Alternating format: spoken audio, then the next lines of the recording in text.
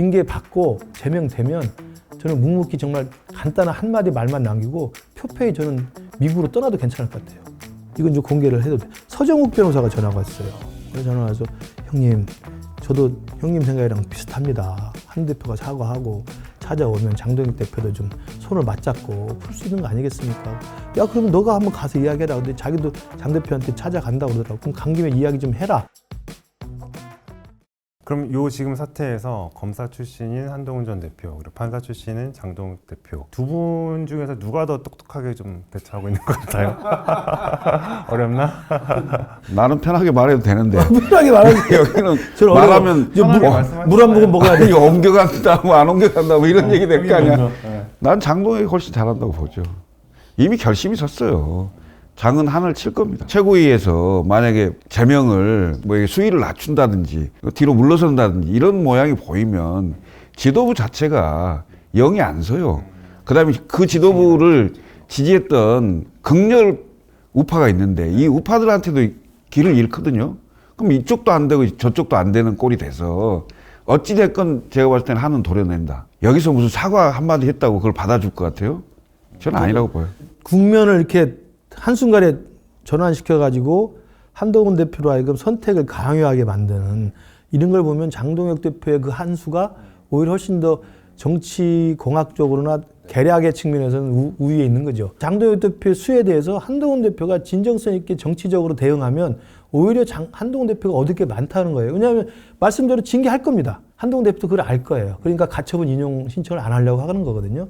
그럼 징계를 하면 국민들이 알고 당원들이 알고 중도파들이 알아. 이건 무리한 징계다. 그러면 그 징계를 묵묵히 두드려 맞는 거야.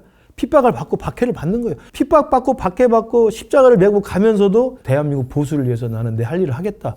라는 식의 겸허한 모습을 보이면 장동혁 대표가 수는 한 수 높다고 하지만 결과적으로 총 계산을 해보면 한동훈 대표에 대한 여론이 훨씬 좋아질 수밖에 없어요. 저는 그래서 정말 우리 한동훈 지지자한테 욕먹을 각오로 한마디 더 하면 징계 받고 제명되면 저는 묵묵히 정말 간단한 한마디 말만 남기고 표표히 저는 미국으로 떠나도 괜찮을 것 같아요.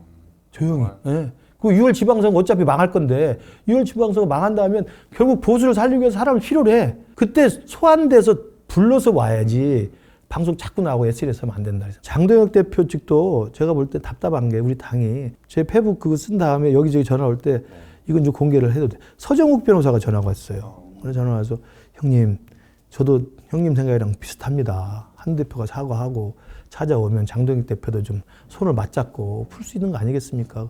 야, 그러면 너가 한번 가서 이야기해라. 근데 자기도 장 대표한테 찾아간다고 그러더라고. 그럼 간 김에 이야기 좀 해라.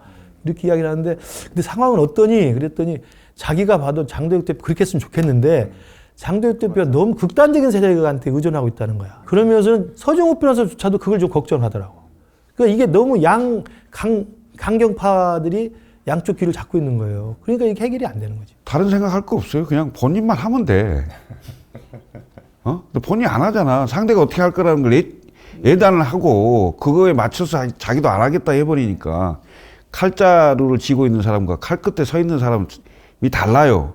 본인이 약자라는 걸 인정을 해야 돼. 정치적으로 약할 때는 숙일 때는 숙여야죠. 당연히 현실인데. 근데 아마 이거 나가지도 못할 거면서 오늘 내일 사이에 가서 방문할 수도 있어.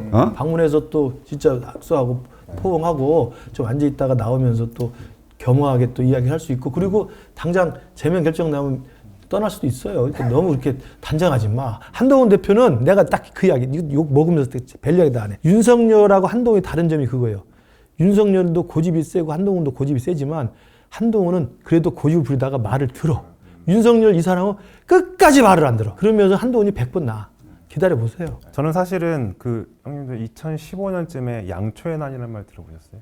15년도 양초의 난? 2015년도. 네. 양초선의 난. 그때 이제 당시에 이제 민주당, 새정치민주연합, 그때 안철수 대표하고 문재인 대통령하고 두 분이 이제 초선 대표 체제 때. 네, 초선인데 그때 이제 어쩌 야당이었고 내부 갈등이 엄청 심했잖아요. 근데 두 분이 약간 티격태격하면서 뭔가 하여튼 감정도 서로 이미 2012년 대선부터 단일화 그때부터 상황을 해가지고 막 그랬단 말이에요. 저는 요새 지금 상황 보면은 뭔가 양동의 난이 아닌가. 양동. 한동훈, 네. 어우, 역시 양동에 경력 있는 양동에 정치 무기자가 칼럼을 달라. 쓰려고 했는데 어. 안 쓰기로 해가지고 그냥 여기서 털었어요. 양초의 난과 양동이나. 양동의 양동이나. 난. 아, 이거 얘기 좋아. 전에. 밑에 근데 양초의 난의 결론은 국민의당이 생겼잖아. 탈당했죠. 예, 안철수가 당을 만들 수 있는 그때 능력이 우리들이 있었고. 같이 나갔잖아. 지금 한동훈은 당을 창당할 능력이 안 되잖아. 나올 수도 없고 안 나온다며. 그다음에 같이 할 사람들이 없잖아. 당을 같이 할 정도로 결속이 돼 있는 사람들이 얼마나 있는지 모르겠는데 그걸 못 할 거면 거기에 있으면서 해결할 방법을 찾아야지. 근데 양초에난 양동에난 아 그거 좋네. 멋있네. 어리버리한 그 지금 굉장히 좋은 거 있어요.